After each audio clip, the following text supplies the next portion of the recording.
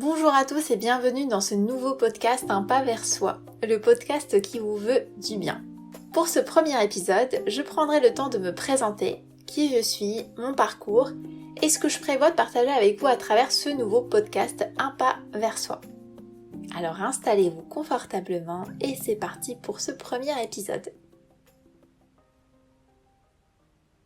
Pour ceux qui ne me connaissent pas encore, laissez-moi me présenter. Je m'appelle Souad, je suis sophrologue, coach et professeure de méditation. Alors ça n'a pas toujours été le cas, je vais faire un flashback de 9 ans. Je suis fraîchement diplômée en mécanique et énergie et j'ai commencé à travailler en tant qu'ingénieure dans une grande multinationale dans laquelle j'ai eu la chance d'expérimenter différents postes. Une petite jeune qui débarque dans un milieu très masculin, je peux vous dire que ça n'a pas été tous les jours facile pour moi. J'avais peu confiance en moi, du mal à m'affirmer dans ce milieu rude. Et en parallèle, j'avais eu des difficultés perso, du côté amoureux plus précisément, je sortais d'une relation toxique et j'ai enchaîné sur une relation que j'ai idéalisée pour rien. Je me suis retrouvée célibataire pour la première fois depuis 8-9 ans. J'angoissais à l'idée d'être seule. En cumulant des mésaventures côté pro et côté perso, le vase a débordé et les crises d'angoisse se sont immiscées dans mon quotidien. Alors je ne savais pas ce que c'était que les crises d'angoisse à l'époque. C'est mon médecin traitant qui m'avait expliqué ce que c'était. Mais en tout cas, ce dont j'étais sûre, c'est que j'étais dos au mur et il fallait que j'agisse. Il en allait de ma santé physique et mentale. Et au lieu de focaliser mon attention sur les autres, chose que je faisais naturellement, je me suis focalisée sur moi. Il était temps que je me rencontre vraiment enfin. Que je fasse face en fait à ma souffrance, à mes forces, mes faiblesses pour avancer. J'ai expérimenté plein de choses différentes pour aller mieux. J'ai commencé par la psychologie parce que c'est le truc, on va dire, le plus commun, en tout cas, qui est conseillé par un médecin. J'ai essayé le yoga, la méditation, la PNL, le coaching, l'hypnose, la sophro, l'équilibrage alimentaire, les soins énergétiques, enfin bref, j'ai vraiment fait le tour de plein de méthodes et de choses différentes. Et puis avec l'aide des personnes qui m'ont accompagnée, et ma persévérance, la volonté, vraiment je voulais m'en sortir, je voulais plus vivre cet enfer, eh bien j'allais de mieux en mieux. Et en fait j'ai reconnecté avec qui je suis réellement. Pas la petite fille qui veut être aimée par tout le monde et plaire à tout le monde, mais la vraie Souad. Je me suis reconnectée à une aspiration de jeunesse en fait. Quand j'étais petite, je voulais devenir psy et mon entourage m'en a dissuadée. Oui, mes proches imaginaient que j'allais être psy dans un centre psychiatrique avec des personnes qui ont des gros problèmes psychiatriques et ils avaient peur que je devienne folle parmi les fous. Alors j'ai laissé tomber cette idée mais temporairement et puis j'ai songé à reprendre mes études et devenir psy parce que c'est ce que je voulais faire à la base, mais ça voulait dire étudier de nouveau 5 ans.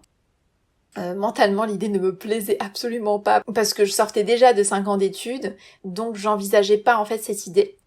Alors j'ai cherché des alternatives parmi les méthodes que j'ai éprouvées moi-même et qui m'ont fait du bien. J'ai commencé par me former au Reiki et à la PNL en 2017, donc mon parcours de formation a commencé en 2017. Et ensuite, je me suis formée à la sophro en 2019 et à la fois je travaillais, donc j'étais encore salariée. J'ai mis en pratique mes formations en asso et avec des proches pour m'entraîner et apprendre. Pour moi, c'était vraiment important que je puisse utiliser ces outils-là, que je puisse les pratiquer, les éprouver sur les autres aussi, parce que je savais que je voulais en faire mon métier et je voulais m'y préparer au mieux. Voilà. Et en 2020, j'ai décidé de faire une formation de prof de méditation. La méditation a été pour moi un outil très important dans mon évolution personnelle, dans ma guérison personnelle. Ça m'a appris à gérer mes émotions, à gérer mon anxiété, à lâcher prise. Donc pour moi, c'était important de rajouter cette corde à mon arc. Et je me suis donc formée à la méditation de pleine conscience pour être plus précise.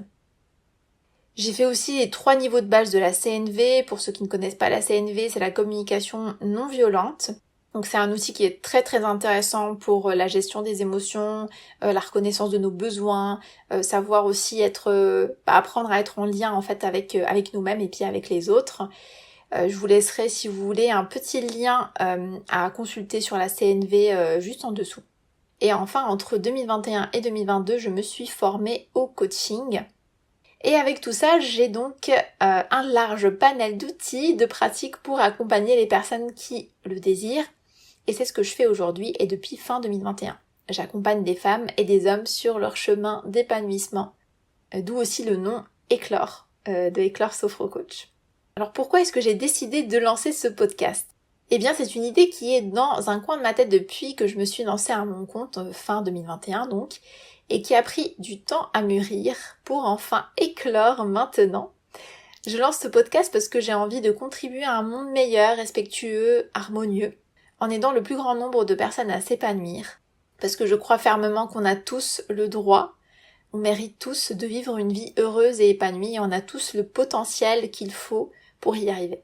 Et à travers ce podcast, je souhaite partager des conseils, des outils et des techniques pour vous aider à apaiser votre mental, maîtriser vos émotions et améliorer vos relations avec vous-même et avec les autres.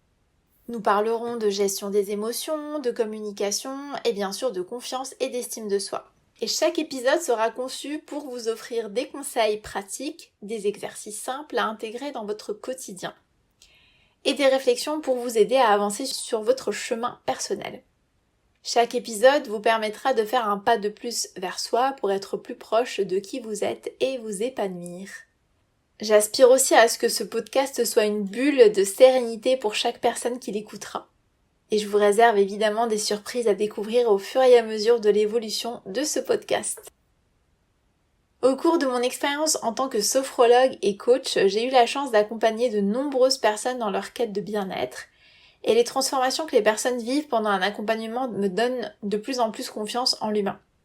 Ces expériences m'ont appris et m'apprennent encore aujourd'hui que chacun de nous a le pouvoir de transformer sa vie avec les bonnes pratiques et un bon soutien. C'est vraiment ouvert à tout le monde, en tout cas à chaque personne qui a envie d'améliorer son quotidien, qui a vraiment le désir de changer sa vie, qui a vraiment le désir de voir sa vie évoluer dans le sens qu'elle désire. Je crois que chacun d'entre nous, vraiment, est capable de trouver en lui les ressources qu'il faut pour surmonter les défis qu'il rencontre. Ça, c'est une certitude. Alors j'espère que vous êtes aussi enthousiaste que moi à l'idée de commencer ce voyage ensemble. Je vous invite à vous abonner pour ne manquer aucun épisode. Comme le point de départ vraiment pour moi, pour mon évolution personnelle, ça a été les crises d'angoisse. Dans le prochain épisode, on parlera justement des crises d'angoisse. Je vous invite à me contacter via Insta ou Facebook si vous avez des questions ou des sujets que vous aimeriez aborder dans ce podcast. Je me ferai vraiment une joie de les développer. Je vous remercie de m'avoir écouté aujourd'hui et je vous dis à très bientôt pour notre premier véritable épisode de Un pas vers soi.